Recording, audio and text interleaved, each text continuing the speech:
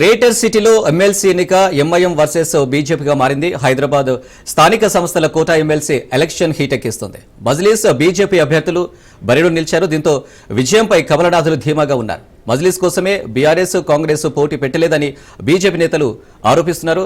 Razakar వారసులకు vote వేయొద్దని ప్రచారం చేశారు. అయితే తమ విజయాన్ని ఎవరు అడ్డుకోలేరని అంటుంది మజ్లిస్. మరోవైపు భాగ్యనగరంలో జై హిందుత్వ పేరుతో వెలిసిన పోస్టర్లు దుమారం రేపుతున్నాయి.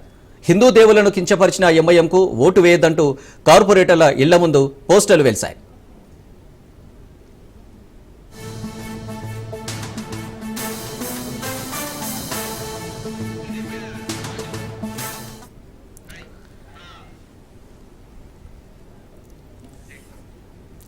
రెడీగా దీనికి సంబంధించి డీటెయిల్స్ రాజు అందిస్తారు. రాజు, గ్రేటర్ సిటీలో ఎమ్మెల్సీ ఎన్నిక ఇటు ఎంఐఎం అటు బీజేపీగా టఫ్గా మారింది అనుకోవచ్చా, లేకపోతే వారు వన్ సైడ్ అనుకోవచ్చా?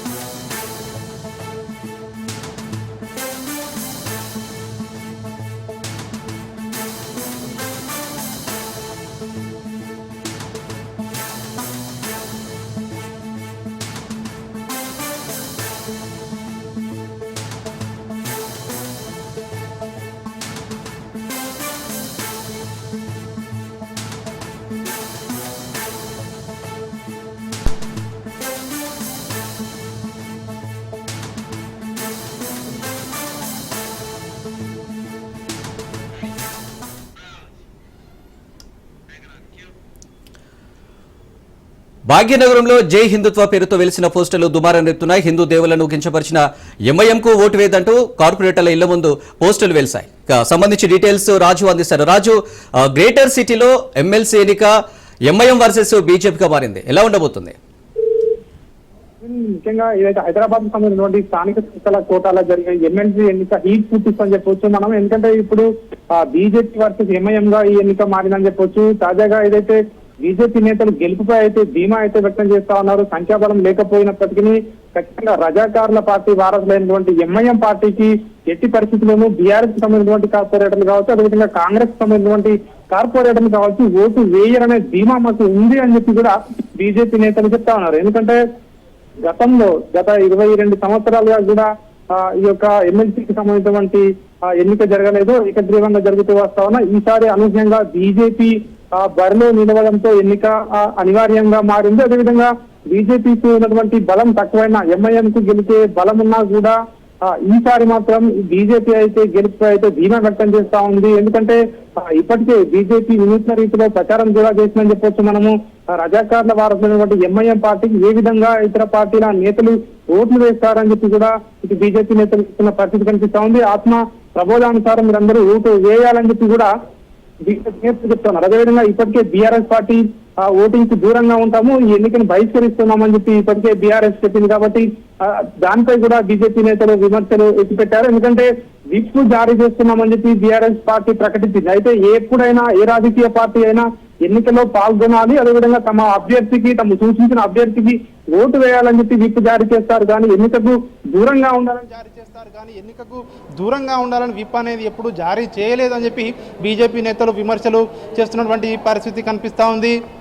అదేవిధంగా ఇప్పుడు రాష్ట్రంలో అధికారంలో ఉన్నటువంటి కాంగ్రెస్ పార్టీ, ప్రతిపక్షంలో ఉన్నటువంటి బీఆర్ఎస్ పార్టీ, ఈ రెండు పార్టీలు ఎందుకు మరి కనీసం నామినేషన్లు కూడా వేయలేదు, ఎన్నికల్లో ఎందుకు దూరంగా ఉన్నారు, ఎవరిని గెలిపించడానికి మీరు దూరంగా ఉన్నారని చెప్పి బీజేపీ విమర్శలు చేస్తున్న పరిస్థితి కనిపిస్తూ ఉంది. ఎవరి మెప్పు కోసం మీరు ఈ ఎన్నికల్లో పోటీకి దూరంగా ఉండాలని చెప్పి బీఆర్ఎస్ పార్టీ చెప్తా ఉందో తెలంగాణ ప్రజలకు వివరించాలని చెప్పి బీజేపీ అడుగుతున్న పరిస్థితి కనిపిస్తూ ఉంది. అదేవిధంగా గ్రేటర్ హైదరాబాద్లో గత అసెంబ్లీ ఎన్నికల్లో బీఆర్ఎస్కు మెజారిటీ సీట్లు ఇక్కడ హైదరాబాద్లో రావడం జరిగింది.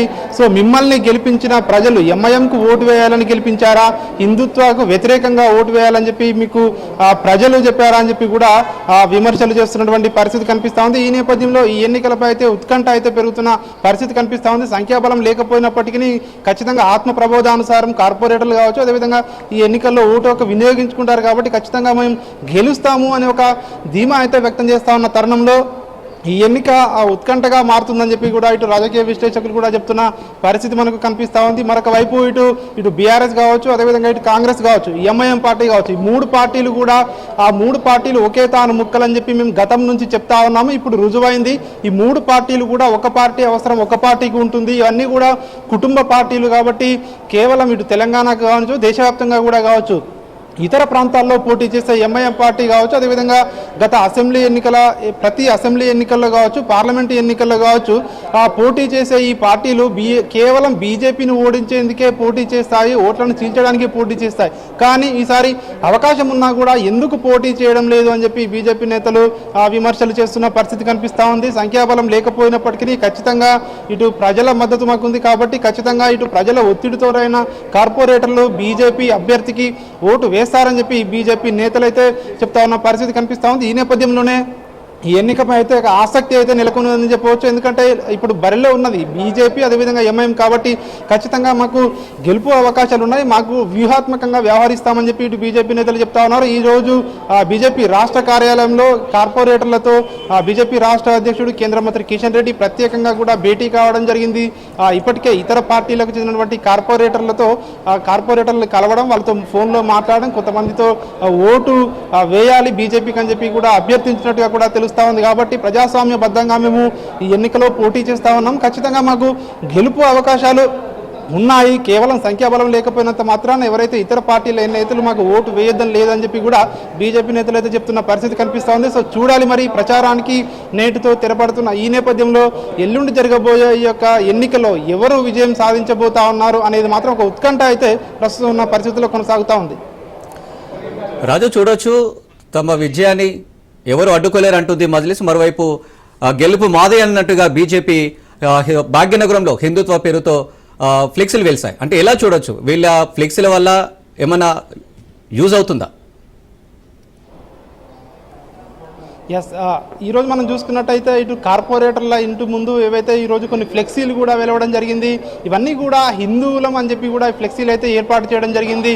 హైదరాబాద్ అభివృద్ధికి నిరోధకంగా మారినటువంటి మజ్లిస్ పార్టీకి ఏ విధంగా ఇటు కార్పొరేటర్లు ఓట్లు వేస్తారు, మీ నియోజకవర్గ ప్రజలను కానీ మీ ఇంట్లో వాళ్ళ అభిప్రాయాలు తీసుకున్న తర్వాత మీరు ఓటింగ్కి వెళ్ళాలని చెప్పేసి కూడా ఈ ఫ్లెక్సీలు అయితే వెలవడం జరిగింది. అదేవిధంగా మనం చూసుకున్నట్టయితే ఈ యొక్క ఫ్లెక్సీలో ప్రధానంగా ఓటింగ్కి దూరంగా ఉన్నా, అదేవిధంగా ఎంఐఎం పార్టీకి ఓటు వేసినా కూడా సో ఖచ్చితంగా మీరు దేశద్రోహులుగా మారుతారు, అదేవిధంగా హిందుత్వకు వ్యతిరేకంగా మీరు మారుతారు. కాబట్టి ఖచ్చితంగా హిందువులందరూ ఈ ఓటు హిందువుకే వేయాలని చెప్పేసి కూడా ఈ ఫ్లెక్సీలు బ్యానర్లు అయితే వెలిచిన పరిస్థితి మనకు కనిపిస్తూ ఉంది. Right Raju, thank you.